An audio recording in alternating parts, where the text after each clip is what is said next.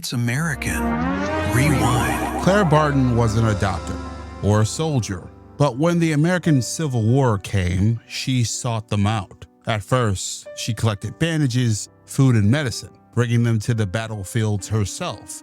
She crossed lines, entered hospitals, and cared for men whose names she didn't know, going places where most people were trying to escape. Her heroics earned her a nickname, the Angel of the Battlefield. And when the war ended, with President Abraham Lincoln's permission, she opened the Office of Missing Soldiers.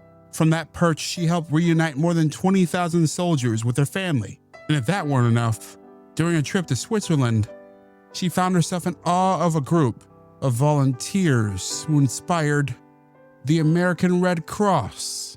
On that note, I'm James A. Brown, and as always, be well.